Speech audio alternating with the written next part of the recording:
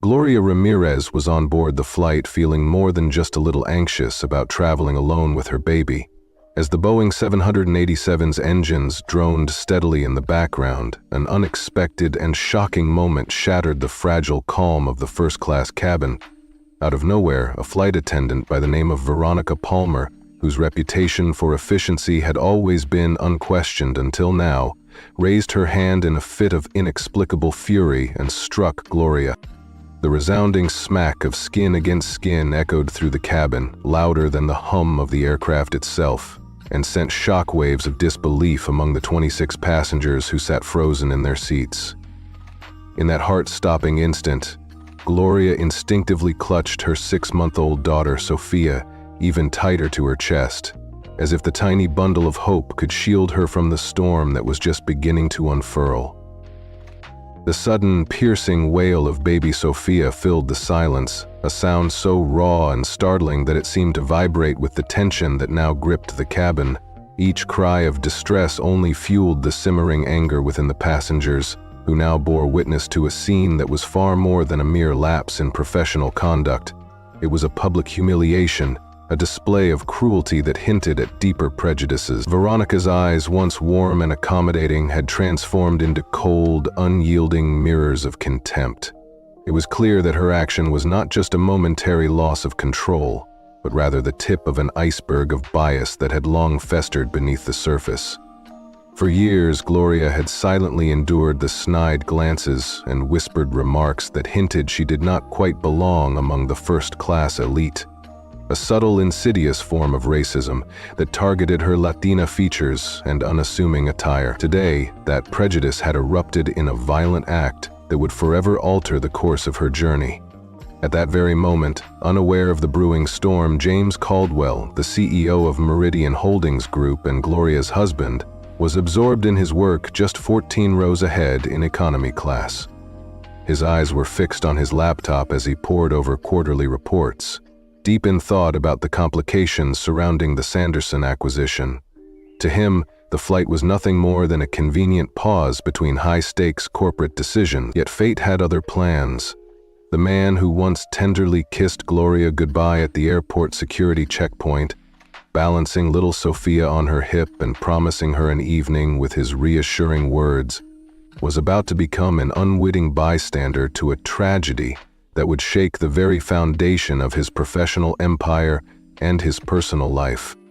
Earlier that day, as the couple had shared a heartfelt moment amidst the rush of airport security, Gloria had reassured James that everything would be fine, despite the long hours ahead and the unexpected detours that life often threw at them. She had laughed softly at his jokes about flying in first class, while he labored in the back with the regular folks, and he had returned that laughter with a warm, affectionate wink. But now, as she sat in the luxurious confines of first class with an ever-growing sense of dread, Gloria could not shake the feeling that her life was rapidly spiraling out of control. The flight, which was meant to be a serene journey across the skies, had transformed into a crucible where long, simmering resentments were about to collide. At the boarding gate, the unease had already begun to manifest. Gloria had been addressed by her maiden name by the gate agent, Diane, a slight that stung more deeply than she had expected. It was a small reminder that, despite all her achievements, she was still viewed through the lens of outdated prejudices. A reminder that she was not the woman she had fought so hard to become. As she navigated the narrow jetway, carrying both her baby and her carefully packed essentials, the undercurrent of discrimination was palpable.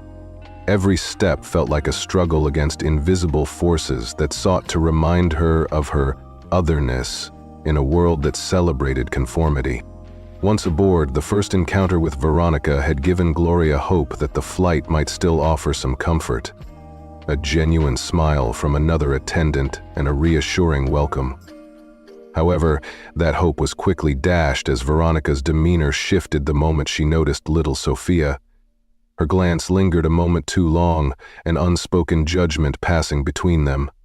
The situation escalated when Veronica, with an icy tone that brooked no argument, admonished Gloria for the noise of her baby. "Ma'am, you need to keep your child quiet. We have other passengers trying to enjoy their flight," she said with a severity that bordered on cruelty.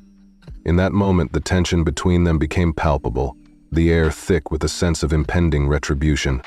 Gloria's response was measured, her voice calm despite the burning embarrassment and humiliation that now painted her cheeks a deep shade of red. "I'm doing my best," she replied softly, trying to explain that her daughter was merely tired and overwhelmed by the journey. Yet, Veronica's eyes, narrowed in disdain, left no room for understanding or sympathy. The implication was clear. Gloria, in the eyes of the flight attendant, did not belong in the exclusive realm of first class, a judgment rooted not in any failing of character, but in the prejudiced assumptions about her heritage and appearance. As the flight continued, every small gesture and remark from Veronica seemed designed to chip away at Gloria's dignity. The flight attendant's tone grew increasingly hostile, each interaction a reminder of the simmering conflict that now defined the journey.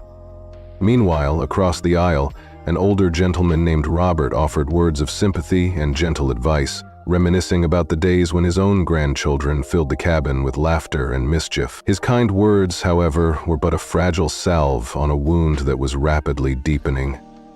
With every passing minute, the gulf between Gloria and Veronica widened, a chasm fueled by disdain, racism, and a bitter personal vendetta that neither of them could ignore. Back in the cabin, James continued to work diligently, unaware of the storm that had taken root just a few rows away. He had always prided himself on his hands-on approach to management, his willingness to listen to the crew and address their concerns. Yet, as he glanced up from his laptop during the safety demonstration, he couldn't help but notice the troubled expressions that rippled across the faces of those around him. It was as if the calm facade of the flight had been irreparably shattered by the act of violence that had occurred earlier. The airline's legacy, the pride of Meridian Airlines, now hung in a precarious balance, a balance that might soon tip into chaos if the underlying issues of discrimination and cruelty were not addressed. Gloria, feeling both the sting of humiliation and the weight of an impending reckoning, tried to comfort her restless baby while steeling herself for what was to come. The subtle glances, the whispered comments, and the overt hostility from Veronica all coalesced into a narrative of suffering that had been building for years. A narrative where Gloria was forced to confront not only the cruelty of one individual, but the systemic injustice that had been woven into the fabric of the institution she once believed in. In that moment, as she gazed out the window at the vast, endless sky, she felt a quiet resolve forming deep within her. She knew that the insult she had suffered was not one that would be easily forgotten, and that a grand, resounding act of retribution was on the horizon. A retaliation so powerful that it would shake the very foundations of Meridian Airlines and the corporate world beyond. As the minutes ticked by, the flight took on an almost surreal quality. Every time Veronica's icy tone reached her ears, Gloria's heart pounded with a mix of fear, anger, and a strange, emerging determination. The seeds of revenge, long dormant beneath layers of hurt and injustice, began to sprout. She realized that her struggle was not just a personal one, it was a fight against an entire system that had deemed her unworthy of respect and dignity. The cruelty of Veronica, the unyielding bias, and the subtle yet constant reminders of her otherness had all coalesced into a single burning desire for justice, a desire that would soon lead her to a path of extraordinary retaliation. The flight, once a routine journey across the country, had transformed into a crucible of emotion and conflict. The tension in the air was almost palpable, a living, breathing entity that intertwined with every whispered word and every stolen glance. Gloria's mind raced with thoughts of retribution, of making those who had wronged her pay for their cruelty in a manner that would leave them astonished and, dare she think, even regretful. As she cradled Sophia in her arms, she vowed silently that no longer would she be the meek victim of a society that judged her by her skin and her name. Instead, she would rise. an avenging force with a determination as fierce as the thunder that occasionally rumbled outside the aircraft. In that moment, amid the chaos and the pain, Gloria Ramirez, no longer just a victim, but a woman on the brink of a powerful, transformative journey, began to plot her grand response, a response that promised to be as magnificent as it was just. A response that would ultimately leave everyone watching exclaiming in disbelief and awe. Gloria Ramirez tried to steady her nerves as she returned to her seat after a brief moment of respite, her precious daughter Sophia still fussing in her arms. She reassured her little one in a soft, soothing tone that carried the warmth of a mother's love. "It's okay, baby, Mama's here," she murmured, even though inside she felt the icy grip of humiliation tighten with every passing second. Earlier, when she had been forced to pace the cabin to calm Sophia, she had felt a fleeting moment of relief. But as soon as she resumed her gentle lap around the first-class cabin, she became painfully aware of Veronica Palmer's cold, disapproving stare. Determined not to let the flight attendant's judgment crush her spirit, Gloria kept on walking slowly, humming softly while cradling her drowsing baby. Just as she thought a semblance of calm had returned, a bout of turbulence rattled the aircraft, jolting the sleeping child awake and sending sharp cries through the cabin. The soothing hum of the plane's engines was abruptly overpowered by the shrill announcement over the PA system, urging passengers to return to their seats and fasten their seatbelts. In the ensuing chaos, Gloria hurried back to her seat, with Sophia in tow, juggling her efforts to secure her own seatbelt while soothing the now increasingly agitated baby. Before she could settle down, Veronica reappeared, her arms crossed and her expression hard as stone. "Ma'am, you need to take your seat immediately and quiet your child," she said with an icy tone that left no room for argument. Gloria's voice trembled as she pleaded, "I'm trying," while finally clicking her seatbelt into place. Yet Veronica was relentless, remarking that Sophia was now disturbing the entire cabin. "Do you have something to pacify her?" she asked, her words dripping with insinuation, as if Gloria had failed to prepare adequately for her child's needs. Despite having packed every necessity in her diaper bag, Gloria felt a surge of anger and sorrow mix with the embarrassment that now colored her cheeks. As the flight continued, Gloria's every effort to calm Sophia was met with Veronica's frequent disdainful glances. Gloria tried a pacifier, a small toy, and even gentle rocking and quiet singing, yet nothing could fully soothe her baby's distress. The weight of the situation bore down on her, and she sensed the eyes of the other passengers upon her, some filled with empathy and others with barely concealed irritation. Meanwhile, far away in economy class, her husband James Caldwell remained absorbed in his work, his noise-canceling headphones effectively shutting out the discontent that brewed in first class. James was oblivious to the escalating drama unfolding just a few rows away as he dove into the complex financial projections of his latest business venture. As minutes turned into a long, anxious wait, Gloria suddenly detected an unpleasant odor that signaled one more inevitable challenge. Sophia urgently needed a diaper change. Though the seatbelt sign was still illuminated due to the persistent light turbulence, Gloria knew that letting the discomfort continue would only worsen her baby's distress. Resolutely, she decided to risk a brief trip down the narrow aisle toward the lavatory. In that moment of quiet determination, she unclicked her seatbelt and prepared to leave, only to be intercepted once more by Veronica. The flight attendant's voice, cold and inflexible, cut through the cabin as she insisted, "Ma'am, the seatbelt sign is on. You need to return to your seat immediately." Gloria tried to explain that her daughter needed a diaper change urgently and promised she would be quick, but Veronica's face hardened as she reiterated that the lavatory was off limits while the safety protocol was in effect, invoking FAA regulations as her shield. Gloria, caught between following the rules and tending to her daughter's needs, felt the sting of injustice deep within her soul. In the midst of this tense standoff, fate played a cruel trick. As Gloria turned to head back to her seat, Sophia's small, unexpected movement sent her reaching out and knocking over the cup of water that sat precariously on the tray table. The water splashed violently, soaking through Veronica's uniform skirt. Veronica gasped in shock as the cold liquid cascaded over her, her face contorting with anger and disbelief. "Look what you've done!" she exclaimed loudly, drawing the attention of several passengers.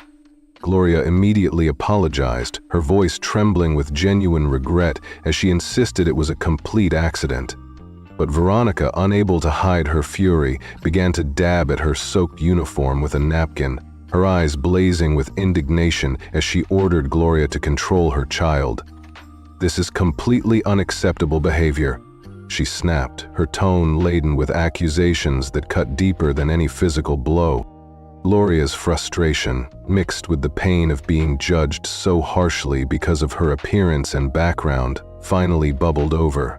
"She's a baby, not a programmable device," she retorted sharply, unable to hold back the surge of emotion that had been building up inside her for far too long. The verbal sparring quickly escalated into a more dangerous confrontation when Veronica continued her tirade, declaring that some people should not travel if they were unable to handle the responsibility of caring for a child.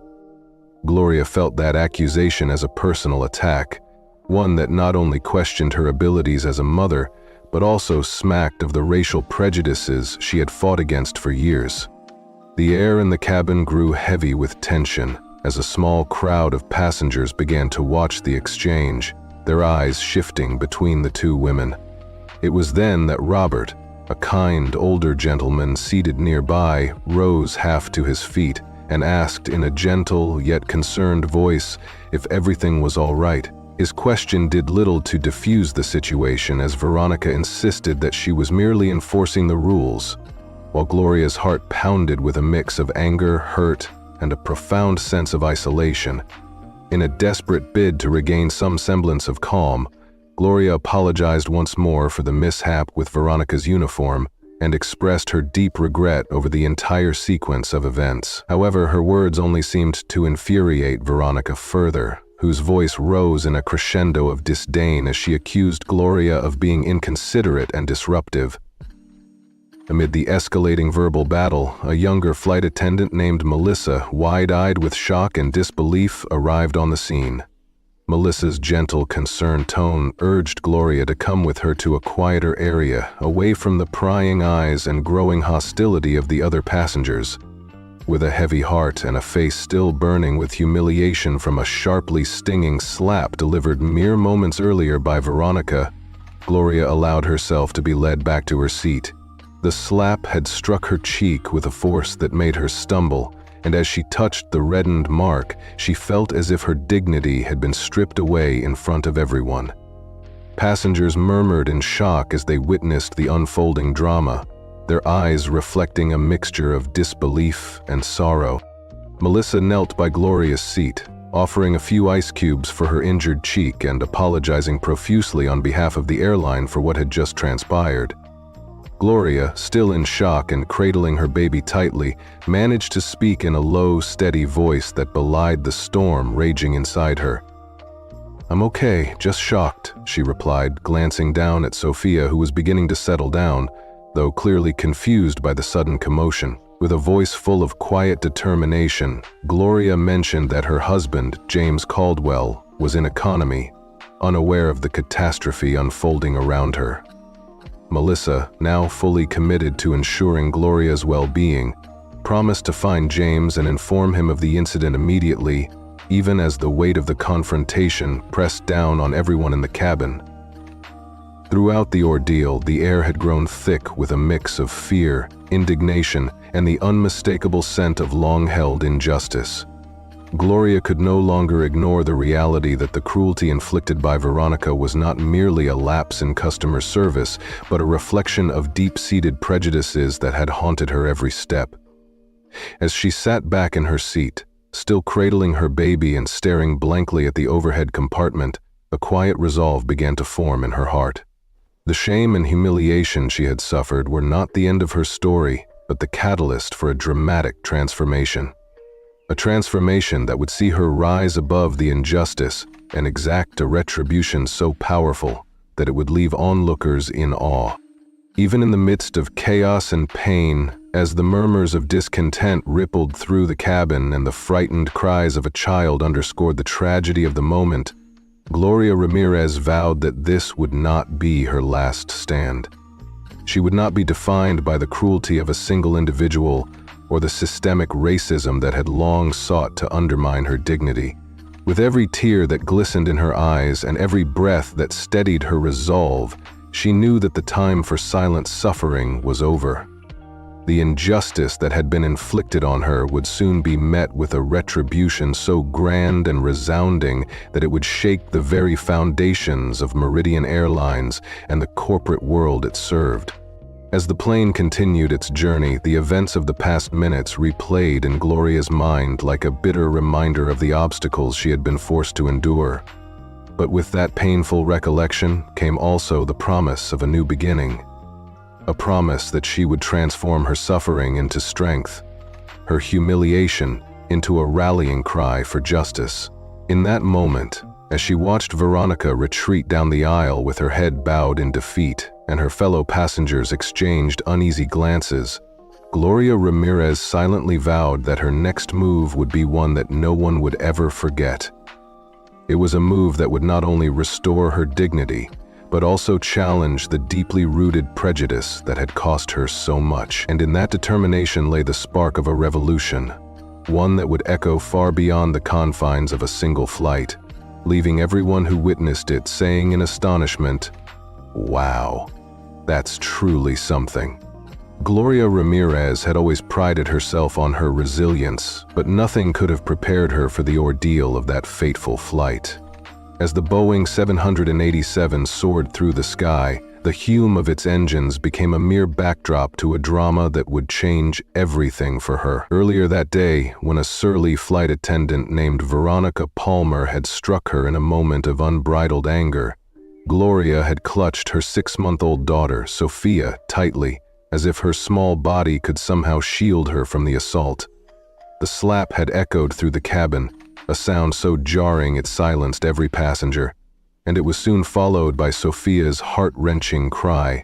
That moment of public humiliation, steeped in an undercurrent of racial prejudice, left Gloria feeling both exposed and deeply wounded. Passengers in first class exchanged looks of disbelief and sympathy, while Gloria, with her dark Latina features and modest attire, bore the brunt of Veronica's cruelty. A cruelty that had long been lurking behind judging eyes and snide remarks about her presence among the so-called elite.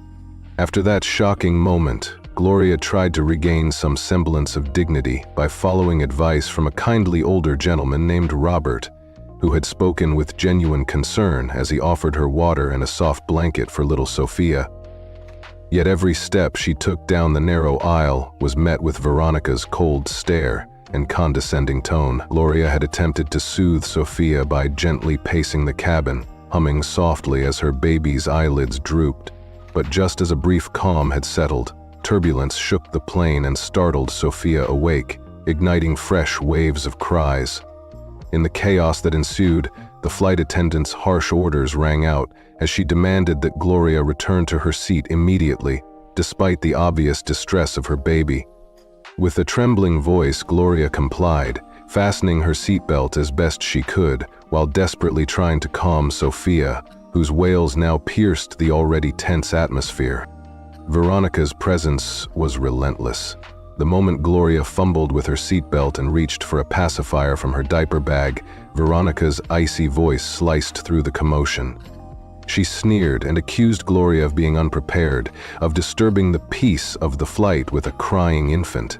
Gloria's heart sank with each barb, the weight of discrimination pressing down on her as she recalled the subtle, insidious comments that had greeted her at boarding, remarks about whether she belonged in first class simply because of the way she looked. The bitter sting of those words mingled with the physical pain of the earlier slap, leaving Gloria feeling utterly defeated. Yet even as Veronica's disdain grew more overt, Gloria tried every trick she knew, a pacifier, a toy, gentle bouncing, and soft lullabies, to comfort Sophia. Though the persistent turbulence and Veronica's constant scrutinizing gaze made her efforts seem almost tragically futile. In the midst of this personal torment, fate dealt another cruel blow. As Gloria rose briefly to change Sophia's diaper, a necessary act to prevent further discomfort, Veronica intercepted her with a tone that brooked no argument. The strict FAA regulations were cited with a cold precision, leaving Gloria trapped between the need to follow safety protocols and the pressing needs of her distressed baby. In that tense moment, as Gloria navigated the narrow aisle and attempted to balance protocol with maternal duty, a clumsy accident occurred. Sophia's little hand knocked over a cup of water, sending it splashing all over Veronica's pristine uniform. The cold liquid soaked Veronica's skirt, and her reaction was swift and vicious. She gasped loudly, drawing the attention of everyone in the cabin, and with fury burning in her eyes, launched into a tirade accusing Gloria of carelessness. Despite Gloria's immediate apology and pleas that it was an accident, Veronica's words were laced with accusations that hinted at a deeper bias, suggesting that Gloria's very presence in first class was a mistake, that a frazzled mother with a crying baby did not belong among those who paid a premium for silence and comfort. The verbal conflict escalated rapidly. Passengers began to murmur, their faces a mix of shock and pity, as Veronica's hostile words turned into a physical confrontation. In a moment that would be seared into Gloria's memory forever, Veronica's hand struck her sharply across the cheek, the force of the blow causing Gloria to stagger back, while Sophia cried out in horror. The sound of skin meeting skin reverberated, louder than the engines themselves, leaving the cabin in stunned silence for a heartbeat, before erupting into a chorus of gasps, exclamations, and urgent calls for the captain. It was a scene so raw and unfiltered that it brought to light the depths of cruelty and injustice that had been simmering beneath the surface all along. As the chaos unfolded, a younger flight attendant named Melissa hurried to intervene, her eyes wide with shock and concern as she knelt beside Gloria to offer a cold compress and comforting words. Meanwhile, Robert, ever the gentle soul, offered to get Gloria some water, his voice a soothing balm amid the turmoil. Across the aisle, in the quieter realm of economy class, Gloria's husband, James Caldwell, had been buried in spreadsheets and business reports, oblivious to the storm raging in first class. But when Melissa tapped him on the shoulder, urgency in her tone and a look of worry on her face, he removed his noise-canceling headphones and followed her, his tall, imposing figure moving purposefully toward first class. When James stepped into the cabin, his eyes fell upon Gloria, her face streaked with tears and bruised with a red mark, and his expression darkened with a mix of anger and protective fury. He crouched by her side, calling her Bella in a soft tone that belied the storm in his eyes, and gently asked for the full story. Gloria recounted every painful detail, the oppressive, biased remarks, the spilled water that ignited the confrontation, and finally the brutal slap that left her reeling. James listened in a silence that grew increasingly tense until his jaw tightened with barely contained wrath. His controlled demeanor concealed an inner storm of fury, not only at the physical assault, but at the blatant racial bias that had driven Veronica to treat his wife with such cruelty. With a steady, measured voice, James demanded to know where Veronica was now. Melissa, her professional composure barely intact, informed him that the captain had taken Veronica into the cockpit and that air marshals had been alerted, with law enforcement waiting to meet the plane on the ground. James's gaze hardened as he vowed that Veronica would answer for her actions. His authoritative tone brooked no argument as he requested an immediate meeting with the captain, asserting his rights as the CEO of Meridian Holdings Group, a title that now carried an even greater weight in the eyes of everyone present. In that moment, the cabin was charged not only with shock and indignation, but with a palpable promise of retribution that would leave onlookers in awe.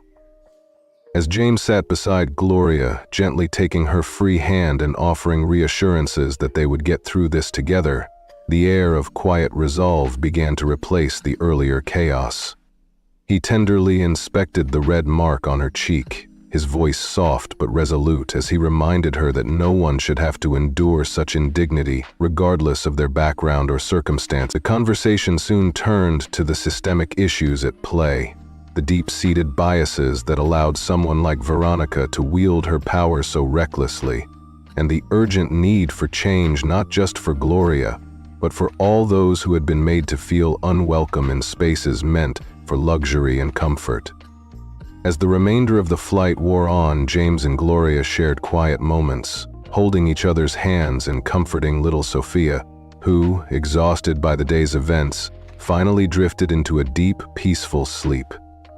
The other passengers, many of whom had witnessed the altercation, offered glances filled with support and sympathy, while a few whispered their admiration for the strength that Gloria displayed in the face of such overwhelming adversity. Robert, who had once offered her kind words from across the aisle, now spoke with quiet conviction about the need for accountability, his decades of experience in the airline industry lending weight to his assertion that those in power must use their influence to protect the vulnerable. Word of the incident had spread throughout the aircraft, and by the time the plane began its descent into New York, it was clear that the story would not be confined to the cabin. Gloria's face, marked by both physical pain and the emotional scars of a lifetime of discrimination, had become a symbol of the injustices that could no longer be ignored. The prospect of dealing with law enforcement, potential media attention, and a corporate fallout that threatened to expose the ugly underbelly of an airline once revered for its service filled Gloria with both dread and a fierce determination. James, ever the leader, reassured her that they would face whatever came next together, and that from this dark day, a force for change would emerge. As the plane taxied to the gate, the final moments of the flight were spent in a somber reflection of what had transpired.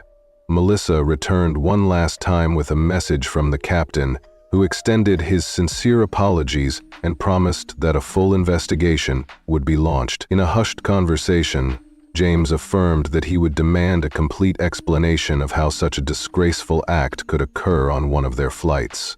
A promise that hinted at a future retribution so grand that it would shake the very foundations of Meridian Airlines and the corporate world beyond. Gloria, though still shaken, found solace in James's unwavering support and in the shared determination that their painful experience would not be in vain.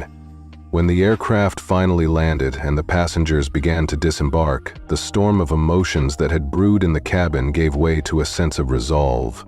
Gloria Ramirez, no longer merely a victim of racial bias and unprovoked aggression, was now the beacon of a burgeoning revolution. A revolution that would demand accountability, foster change, and ensure that no other mother would ever have to endure such indignity. And as she walked off the plane, supported by her loving husband and with Sophia nestled safely in his arms, Gloria knew that her next move would be both bold and transformative. A move that would leave everyone watching saying in astonishment, "Now that is what I call a comeback." Gloria Ramirez never imagined that a simple transcontinental flight would turn into a battleground for her dignity. A stage where deep-seated prejudices and blatant discrimination would collide with her maternal love and unyielding strength.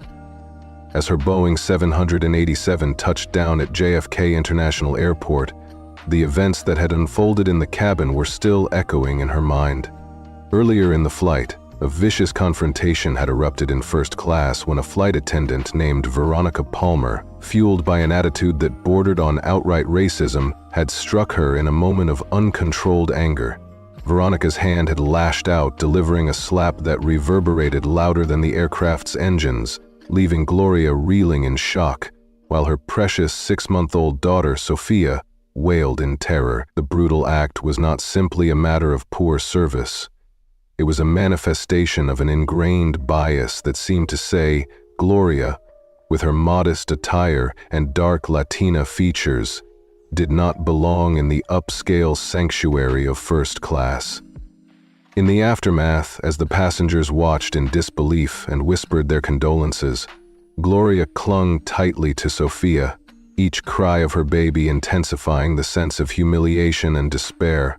Despite the comforting words of a kind older gentleman named Robert and the tender reassurance of her husband, James Caldwell, who had finally rushed to her side after being abruptly pulled from his work in economy class, the raw pain of the assault remained etched on her heart.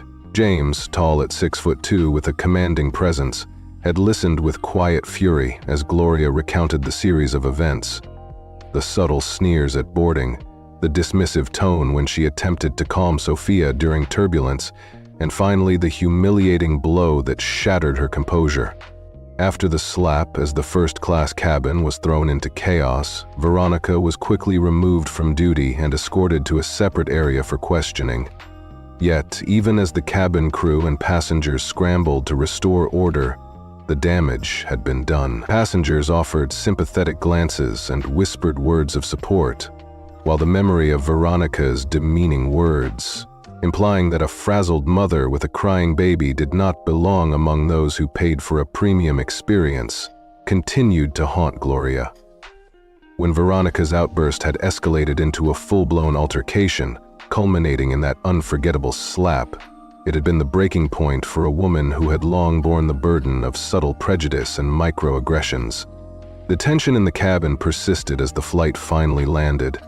An airport police officer, Officer Rivera, soon boarded the plane and began taking statements. The atmosphere was thick with a mix of anger, sadness, and the bitter aftertaste of injustice.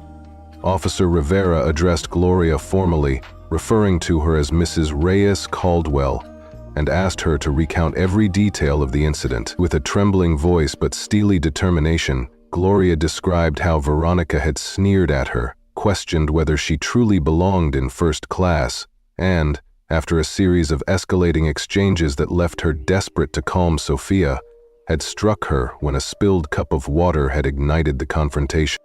Gloria explained that the harsh treatment and demeaning comments had not been isolated to that moment. They were the cumulative result of years of being made to feel inferior in a space meant for comfort and luxury.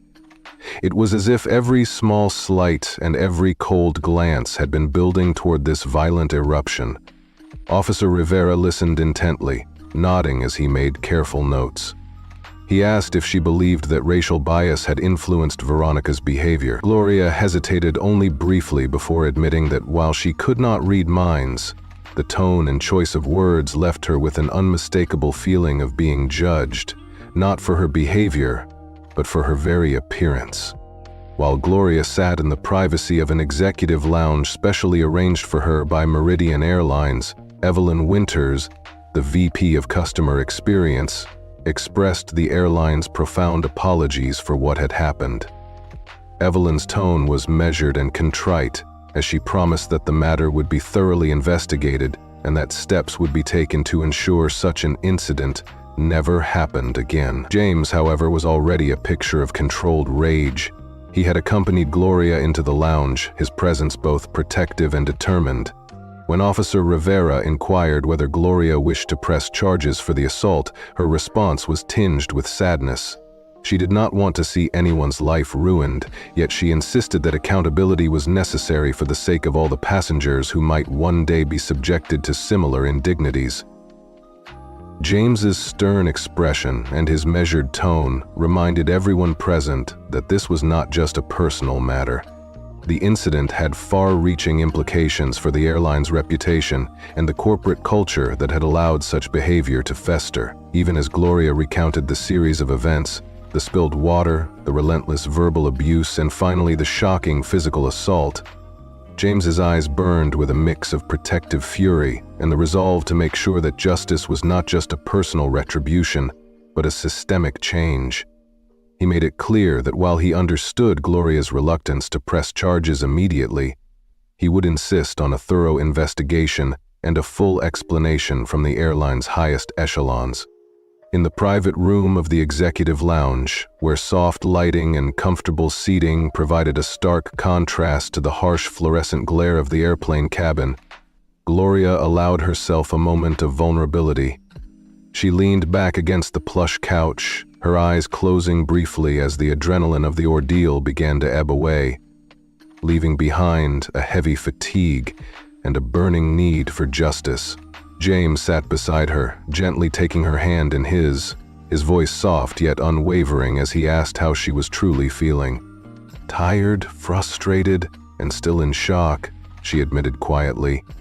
Even as Officer Rivera stepped away to give them privacy, Evelyn Winters returned to offer further apologies and to ensure that all their needs were met: water, tea, and even a comfortable crib for little Sophia. The conversation in the lounge soon turned to what steps needed to be taken next.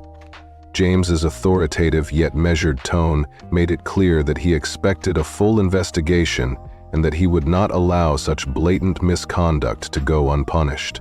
He mentioned that the incident was not just an isolated case of one flight attendant's loss of control, but symptomatic of a larger, systemic issue within Meridian Airlines. A culture that had long tolerated a certain level of discrimination and indifference toward passengers who did not fit the stereotypical image of a first-class traveler. Gloria's weary but resolute voice agreed, insisting that while she did not want to see anyone's life destroyed, the person responsible for her humiliation needed to be held accountable. Amid the hushed murmurs of other lounge guests and the discreet concern of the airline's staff, the discussion grew increasingly focused on the necessity of change.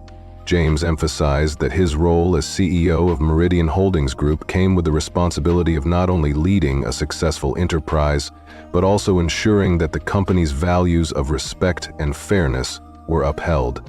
He vowed that no other passenger would ever have to endure the kind of degradation that Gloria had suffered on that flight. His words resonated deeply with those present, especially with Gloria, whose own resolve was solidifying into a quiet determination to turn her personal trauma into a catalyst for broader reform. By the time the conversation in the lounge wound down, the once overwhelming chaos of the flight had been replaced by a sober determination to seek justice. As the group prepared for a formal meeting with the CEO of Meridian Airlines later that day, Gloria felt a strange mix of exhaustion and empowerment. The pain of the assault was still fresh, and the red mark on her cheek was a physical reminder of the cruelty she had endured. But within that pain lay a spark of revolution, a spark that promised that this incident would not be forgotten, and that the forces of injustice would be met with a response so resolute and magnificent that it would forever change the culture of air travel. Gloria realized that this was not merely about a single act of violence or a fleeting moment of disrespect. It was about challenging an entire system that had long taken for granted that some people were less worthy of dignity and respect than others. With every tear that had fallen and every word of support that had been spoken, she was building the foundation of a movement that would ensure that the values of fairness, accountability, and respect were not just buzzwords, but living principles upheld by every person and every institution. In that executive lounge, as the soft murmur of conversation and the gentle clink of teacups provided a backdrop to their discussion, Gloria Ramirez made a silent vow to herself and to all who had witnessed her ordeal. She would not let this injustice define her. Instead, she would use it as a catalyst to inspire change, to demand better treatment for all passengers, and to hold accountable those who wielded their power with cruelty and prejudice. And as she sat there, her hand entwined with James's and the distant sounds of the terminal echoing around them, Gloria knew that the next steps in her journey would be bold, transformative, and utterly unforgettable. A comeback that would make every witness exclaim, "Now that is what I call a revolution." Gloria Ramirez sat in the quiet aftermath of that fateful flight, the echo of every harsh word and painful slap still ringing in her ears as she tried to piece together what had happened. In the calm that followed the storm, her husband James Caldwell's determined voice and warm smile offered her a moment of solace. He reminded her gently, "And this is why I married you. Your compassion and perspective amaze me, especially after what you just experienced." Gloria, still tender from the physical and emotional wounds, asked softly if that meant she agreed they shouldn't press charges. James carefully replied, "I think we have an opportunity here." an opportunity to address something bigger than one incident on one flight. Understanding why it happened is crucial, and I believe we can achieve that without involving the criminal justice system, if that's what you prefer.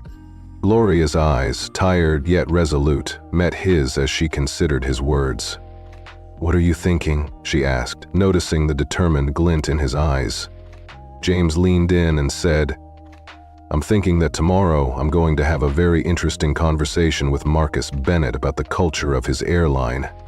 And I'm thinking that Ms. Palmer's future employment might depend less on criminal charges and more on her willingness to be part of the solution to a problem she's helped expose." Gloria hesitated for a moment as she weighed the prospect of using this painful incident as a catalyst for systemic change.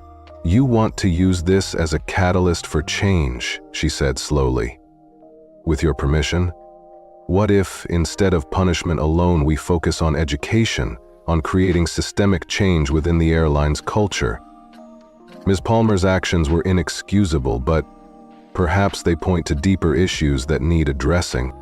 James nodded, his voice steady as he explained, "This happened to you, not me. If you want to press charges, I'll support you completely, but if you're open to an alternative approach, I want to use this moment to force a company-wide initiative that addresses bias in customer service, with training programs, clear policies, and accountability measures that have real teeth, not just corporate window dressing." Gloria could feel her resolve hardening.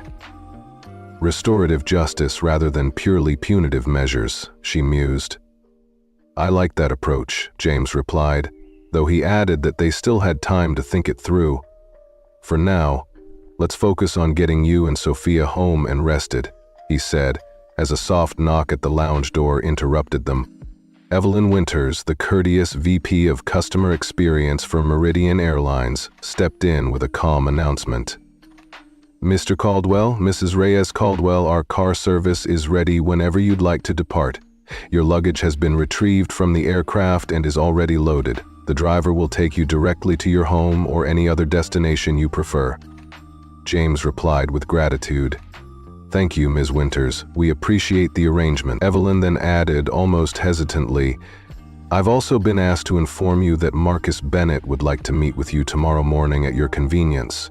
He's cleared his entire schedule."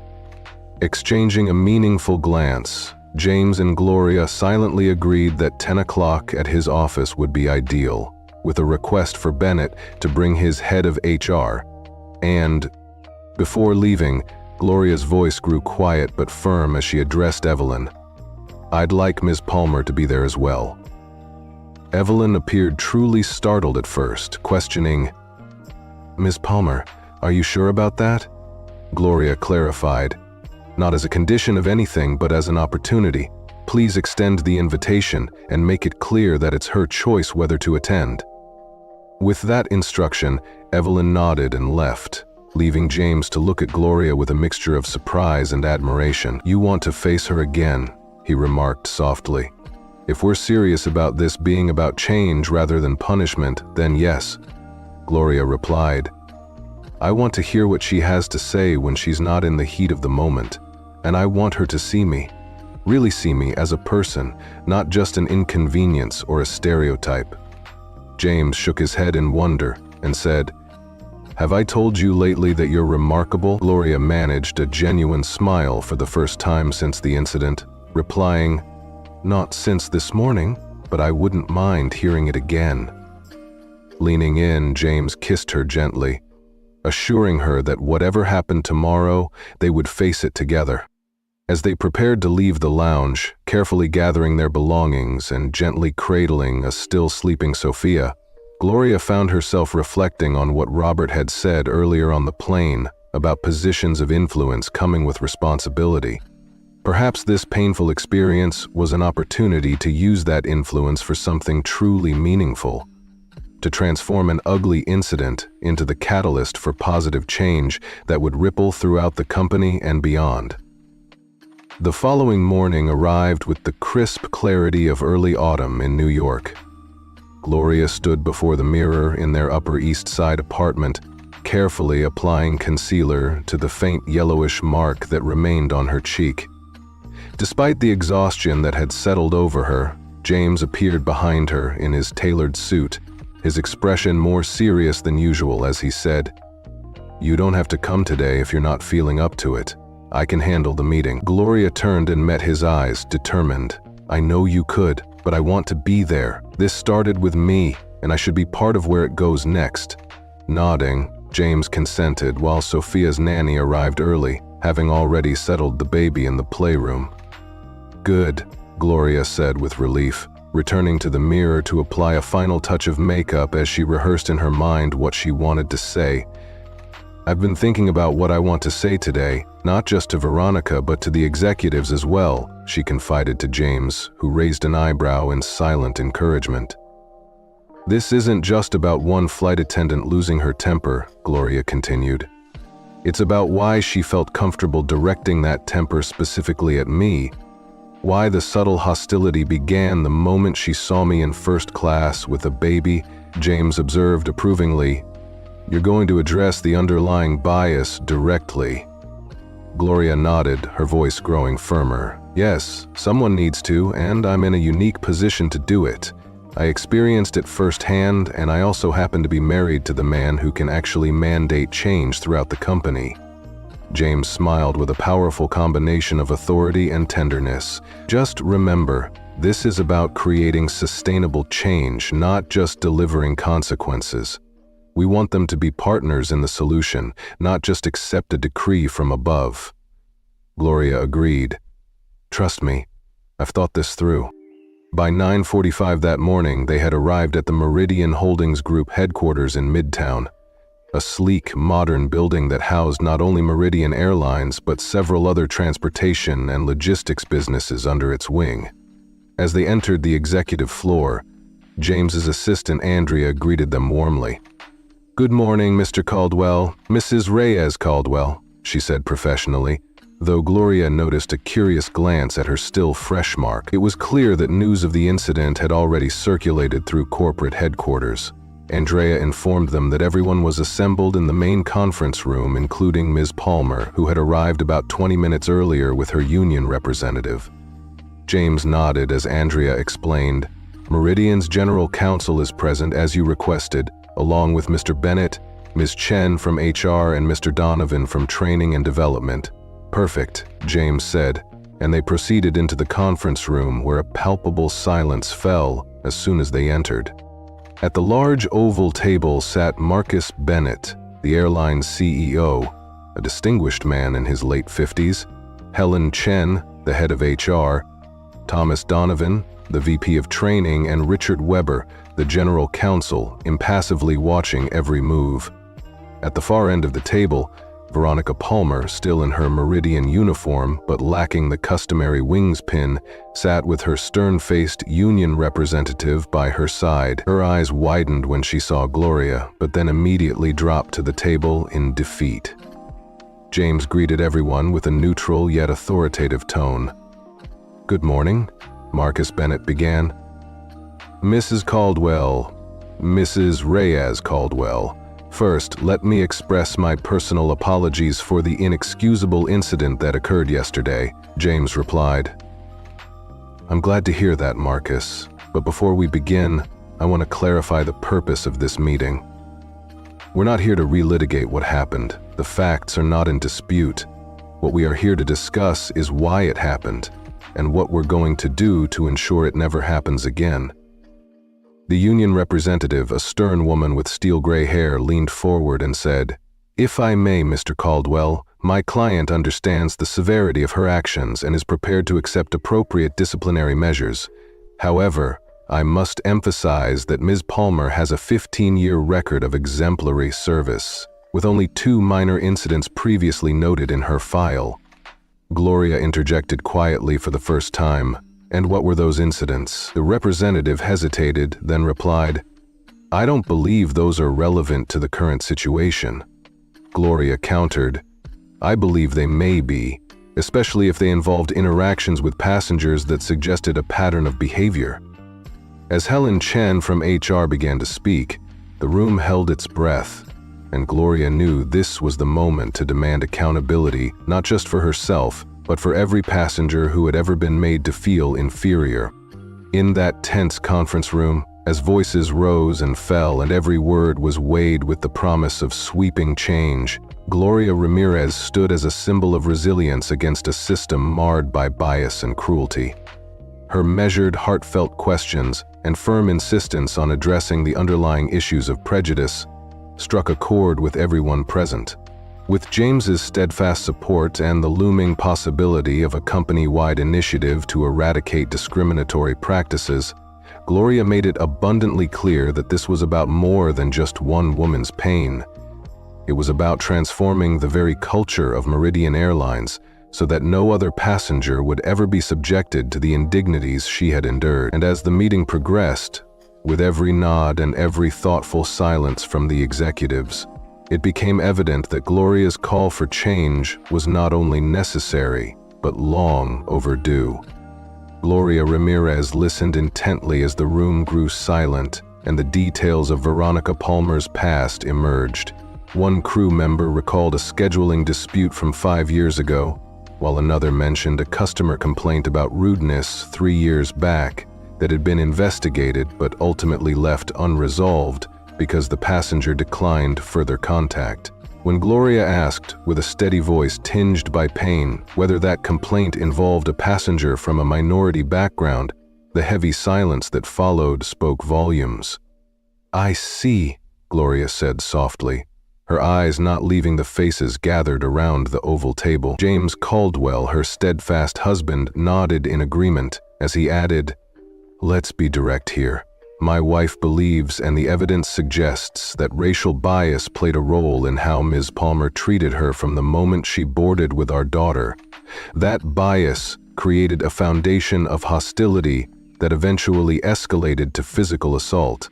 Marcus Bennett, the airline CEO, shifted uncomfortably in his seat. "Mr. Caldwell, we take allegations of discrimination extremely seriously," he began. "These are not just allegations," James interrupted firmly. "They are observations from the person who experienced them firsthand.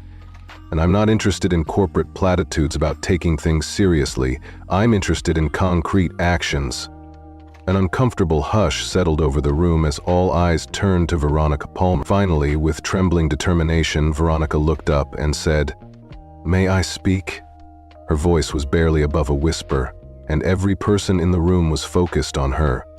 Though her union representative placed a cautionary hand on her arm, Veronica gently shook it off. "Please do," Gloria encouraged, her tone neutral yet unyielding. Veronica took a deep breath. "What I did was inexcusable. There is no justification for striking a passenger, especially one holding her child." She paused as tears threatened to spill, then continued, "I want to be clear. I did not target you because of your race." Gloria interrupted quietly, "Consciously?" The word hung in the air as Veronica flushed with uncertainty. "What I mean is that I do not consider myself prejudiced. I have never thought of myself that way.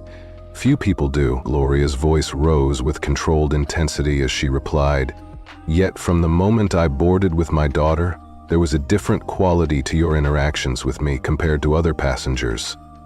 You questioned my right to be in first class. You made assumptions about my ability to care for my child. You escalated minor issues into confrontations." Veronica attempted a feeble defense. "I was having a difficult day. The flight before had been challenging and I was tired." Gloria's eyes softened momentarily before her resolve returned. "We are all tired sometimes, but we do not all direct that fatigue into hostility towards specific types of people. What I experienced was not just an isolated loss of temper, Ms. Palmer. It was the culmination of a series of microaggressions that began the moment you saw me." Veronica fell silent, unable to meet Gloria's steady gaze. Thomas Donovan, the vice president of training, cleared his throat. "Mrs. Ramirez, if I may, I believe you have identified a significant gap in our training programs. While we do include diversity and inclusion modules, they are relatively basic and do not address unconscious bias in depth. This incident clearly indicates that we need to reevaluate our approach." Gloria nodded, her voice resolute as she said, "I agree, but training alone is not sufficient. There needs to be accountability, clear policies, and a cultural shift." Helen Chen, the head of human resources, leaned forward with genuine interest and asked, "What specifically would you recommend?" Gloria exchanged a meaningful glance with James before responding, "First, I demand a comprehensive review of your customer service protocols, with an emphasis on identifying and eliminating bias triggers. Second, enhanced training for all customer-facing staff should be implemented. Not just a one-time seminar, but ongoing education with real-world scenarios and regular refreshers. Third, establish a robust reporting system for passengers who experience bias with clear follow-up procedures." Marcus Bennett nodded, relief softening his expression. "Those are excellent suggestions, and we can certainly implement them." Gloria raised her hand politely to interject. "I am not finished. Fourth, there should be consequences for Ms. Palmer's actions, but those consequences must be constructive rather than merely punitive." All eyes turned back to Veronica, whose expression shifted to one of confusion mixed with shame and fear. The union representative asked cautiously, "What do you mean by constructive consequences?" Gloria explained firmly. "I mean that if Ms. Palmer is willing, she could play a role in developing and implementing the improved training programs. Your experience, both in your years of service and in this incident, could provide valuable insight into how unconscious prejudices develop and manifest. It is not solely about punishment, it is about making things right, so that future passengers never endure what I did." At that moment, James spoke up in a calm yet commanding tone. "My wife and I have decided not to press criminal charges, provided that Meridian Airlines commits to implementing the changes I have outlined. As for Ms. Palmer's continued employment, that is ultimately a company decision, but we believe that genuine remorse combined with a commitment to being part of the solution should be considered mitigating factors." Veronica's eyes widened in disbelief. "You are not pressing charges and you want me to help with training?" she asked in a tremulous voice. Gloria met her gaze steadily and replied, "Yes, but only if you are willing to acknowledge the role that bias played in your actions, not just the final incident, but the entire interaction from the beginning of the flight. I believe people can change and grow, Ms. Palmer, but only if they are honest with themselves about where they started." Tears welled in Veronica's eyes, and she stammered, I don't know what to say." Gloria reached out, her voice gentle but firm. "You don't need to say anything right now. This is a lot to process. But understand that what happened on that flight was not just about you and me. It is about a pattern that affects countless passengers every day, most of whom do not have the privilege or platform that I do to address it. That is why our response must be systemic, not just focused on one incident or one employee." Marcus Bennett looked thoughtful as he said, "Mrs. Ramirez, your perspective is incredibly valuable. I would like to propose that you consult with our team as we develop these new programs. Your first-hand experience, combined with your professional insight, would be an asset." Gloria replied, "I am willing to help. This is not about punishment or public relations.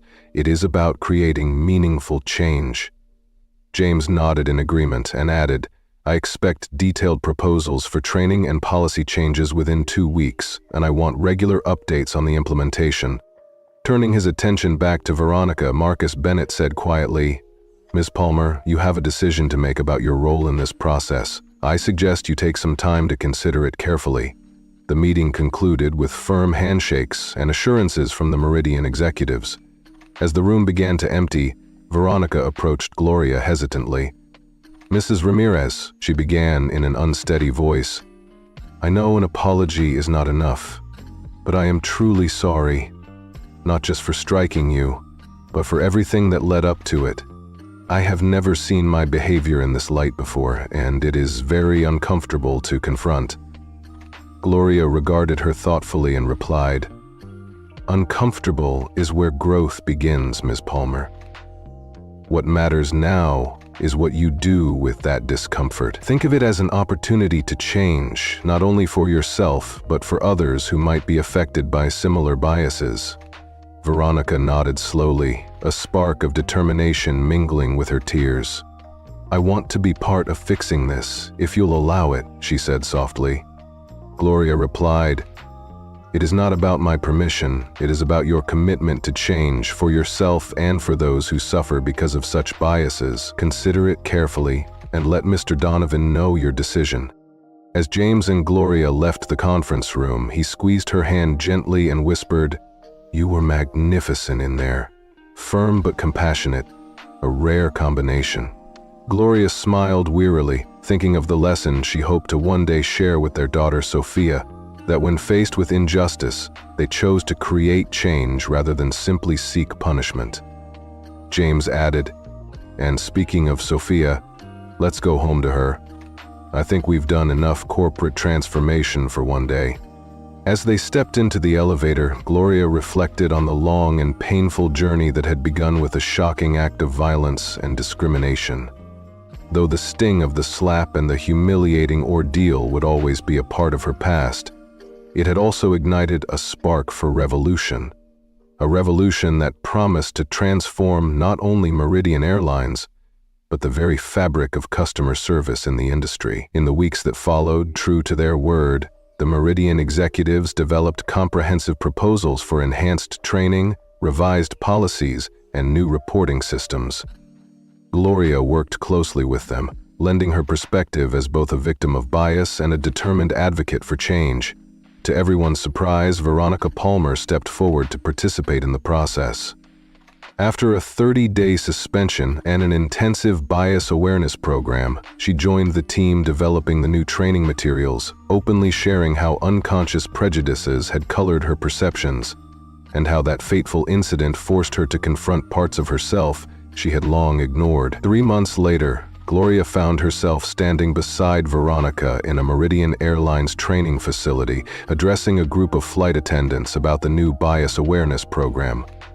As she looked out at the attentive faces, Gloria knew that something truly meaningful had emerged from that painful day, transforming a moment of injustice into a powerful movement for change that would benefit countless passengers for years to come. In life, we all face moments of deep injustice and overwhelming challenges that can leave us feeling small, powerless, and alone. Yet it is in these moments of darkness that we have the opportunity to discover our inner strength and rise above the pain. I want to share a perspective that has been close to my heart, and to invite you, our cherished reader, to join me in a conversation about transformation, hope, and the power of our voices. Every one of us has experienced times when we felt overlooked or disrespected because of our background, our age, or even our appearance. These experiences may come in many forms, from a harsh word to an act of physical aggression, and they can cut deeply into our sense of self-worth. But rather than allowing these painful incidents to define us, we can choose to let them become catalysts for positive change. I have seen firsthand how an act of unprovoked cruelty can spark a fire that transforms not only an individual's life, but also the culture of an entire community. Consider a woman who has spent years nurturing her family, working hard and overcoming obstacles that many of us cannot even imagine. One day, while traveling, she is subjected to a moment of humiliation and abuse. Instead of shrinking away in silence, she chooses to stand tall, to channel her pain into a determination to change the world around her. Her response is not one of vengeance, but of transformation. She calls for systemic change, urging those in power to address the biases and prejudices that have long been ignored. Her bravery in sharing her story and demanding accountability creates ripples that touch countless lives. This story is not just about a single event, but about the journey of growth that follows when we refuse to accept injustice. It reminds us that our experiences, no matter how painful, are not the end of our story. Instead, they are the beginning of a new chapter where our voices can lead to change. Every time we stand up and speak out against unfairness, We build a bridge for others who have been silenced. We show them that there is hope and that together we can rewrite the narrative. It is a reminder that change begins with us, that even the smallest voice can be a spark that ignites a movement. I believe that we all have the capacity to turn our personal struggles into a source of inspiration and strength for others. When you face a moment of disrespect or when you witness an act of cruelty, it is natural to feel anger and hurt. Yet, if you can transform that pain into a lesson, you can pave the way for a future where such injustice is no longer tolerated. This is the essence of restorative justice. It is not about punishing someone for the sake of retribution. It is about understanding the root causes of the problem and taking concrete steps to ensure that no one else has to endure the same hurt. It is about creating a system that not only holds individuals accountable for their actions, but also provides them with an opportunity to learn and grow. This call to action is especially important for each one of us, regardless of our age or background.